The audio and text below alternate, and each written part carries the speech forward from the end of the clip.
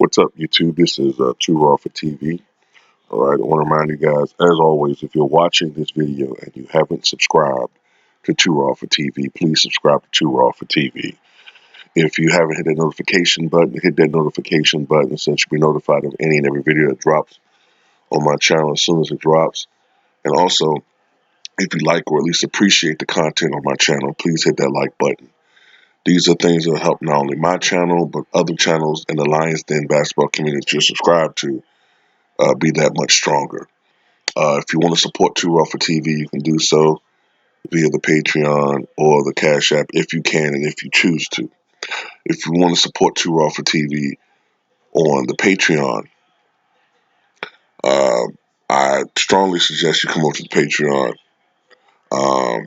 YouTube has been making some changes lately, and there is a possibility that a channel like mine may be gone soon. There's some things going on YouTube where they might be mass deleting a lot of the smaller channels.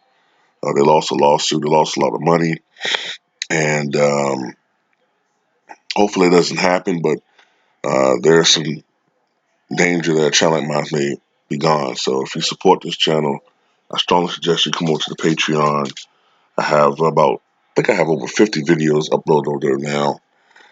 So yeah, for only $2 per month, come over to the Patreon. Now, I want to give a shout out to Carmelo Anthony. Of course, he's with the Portland Trailblazers now, and Portland blew out the Chicago Bulls. Yes, my Chicago Bulls. Damn, man, I'm sick of this shit with the Bulls, man. Like, boy. But anyway, we got blown by the final. Well, yeah, we got blown by the final score, 117-94. Carmelo Anthony had his best game so far in his comeback to NBA. He had 25 points to go along with 8 rebounds and 2 assists in 31 minutes of play. And I think that Carmelo, and shout out to Ticket TV, he did a live stream talking about Carmelo Anthony and addressing all the haters out there that have been shitting on this man since he's been out the league.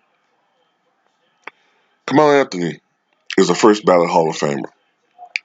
And right now, Carmelo is averaging, through just 4 games in his comeback, 16 points per game. And I agree with something that Ticket said in his live stream. If Carmelo can average for the rest of the season somewhere around 18 to 19 points per game, uh, he probably should win Comeback Player of the Year. You kind of could tell that this would be a better fit for him because Portland is going to be able to allow him to succeed in where in what he does best, which is ISO, mid range, uh, posting up, things that is scoring in the post, things that are his strengths. In Houston and OKC, they had him playing essentially as just a spot up shooter. And while Carmelo can hit the three, that's not really his strengths. And he's also a rhythm shooter. You know what I'm saying? He shoots better from 3-point range when you get him going from other areas of the court. He's more of an on the move type shooter. That's when he's at his best. And I can't stress more how impressed I am with Carmelo and how impressed I am with the Portland Trailblazers organization for giving him a shot. And I want to give a shout out to Dame Lillard because Dame Lillard is one of the most selfless guys in the NBA. You can criticize like whether or not how he feels about super teams. I actually kind of admire that. He feels like he shouldn't have to chase other guys to win titles. You can make the argument that in today's era, maybe he should do that. But I really appreciate why he has the mentality that he has. He has the same mentality that Giannis has. He wants to beat everybody. He doesn't want to join forces with other guys and buddy up with guys to win titles. And that's not some subliminal knock on LeBron James, because that's how some people take like some people, man, all roads. I'm saying it because I know how I've been doing videos for 8 years. I've been doing videos for 8 years, and I've been on YouTube since 2006. So I know how some people think. They hear anything, they think it's, I don't know. But anyway, Carmelo will, excuse me, get better as the season progresses. He's not in what you would call basketball shape. Um, there's a reason why Michael Jordan, when he came back the first time, there's a reason why he only shot 41% from the floor in that 17 game stint, whereas the next season he shot 50%, which is more in line with what he normally shoots, or during his prime years at least. And that's why when he came back with the Wizards, his first year, especially the first half, he was shooting like 38% from the floor. He finished at 41%, but the next year, all of his percentages were up from the foul line, from 3-point range, and overall from the field, way up. Because you can be in shape. You can do as much as you can with practice and getting your body in shape, but to actually go through the rigors of the NBA and to be in basketball shape is a totally different thing. And when he finally gets in basketball shape, he's going to be much more consistent with his performances. So he's going to have some bad games from time to time. All right. And I said this in my other video too about Carmelo. Um, Carmelo's never been. He's a volume scorer. He's not a volume scorer on the atrocious level that James Harden is. But Carmelo's never going to be like a 50% shooter, generally speaking. He's going to be somewhere in the 42 to 45% range. But that's good. That's okay. You know what I'm saying? It's not the shots that he misses. It's the shots that he makes. And one thing people do forget about Carmelo, and I've been critical of Carmelo in the past. I'm not gonna lie.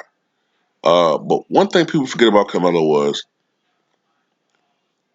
one stat that was amazing is that in clutch situations, I can't remember the statistic exact, but I remember for a long period of time, Carmelo was like number one by far in clutch situations, like clutch shots and all that. He was like somewhere close to 50%.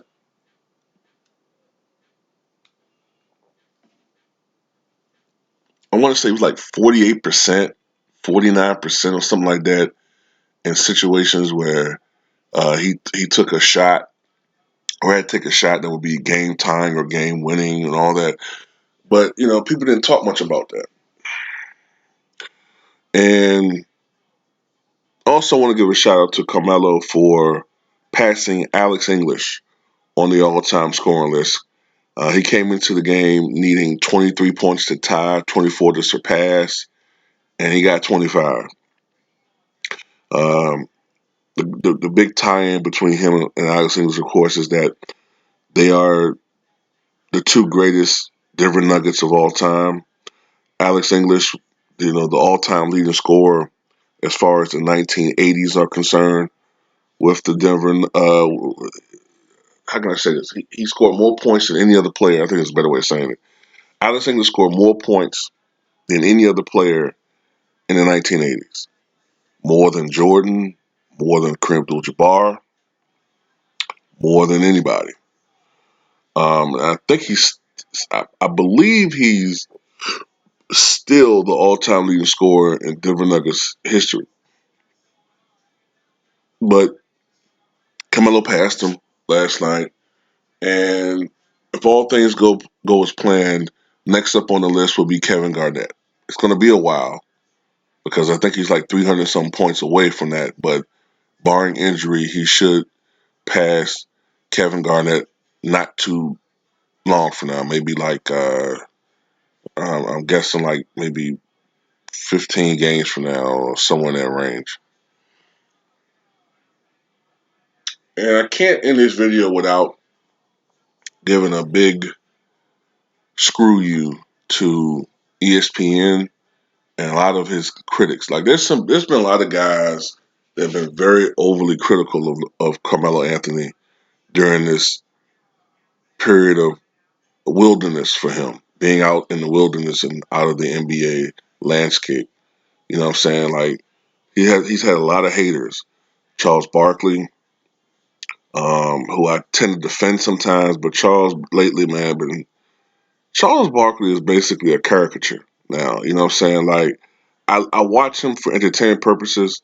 He was a great player, but he's a clown. You know what I'm saying? Shaq, you know, half the times you can't understand what he's saying. And Chris Webber, you know, a lot of people don't like Chris Webber. And Chris Webber has been like ridiculous with his criticism and hatred toward or hating on Carmelo Anthony. He's been hating on him. And the league, uh, I think, have screwed Carmelo over for the most part. I think he's been whiteballed. And ESPN with their propaganda, you know, like the way that they've been showing highlights of Carmelo, but they show his misses and make it seem like Carmelo's only shooting 5% from the floor. You know, like look, you can make a highlight reel and make Nolan Ryan look like all he do is give up home runs. Play long enough, right? 27 seasons. You could do a highlight reel and make it look like uh, Kobe's the worst shooter in the world. So it's messed up they did that dude like that, man. Carmelo Anthony has a lot left in the tank. You know what I'm saying? He's only 35 years old. And to be to be honest with you, I believe it's just him and LeBron James for the most part that are left standing from the 2003 draft. Any notable player at least. You know what I'm saying? Chris Bosh is long gone. Wade retired last year. It's just those two guys. And if Carmelo's able to average, you know, 18, 19, wow, even 20 points per game, it would be such a tremendous success for him individually. But I know that Carmelo didn't just come back for individual achievement, though I know he wanted to come back and prove that he could still play on this level. I know that Portland wants him to be able to help to turn their season around.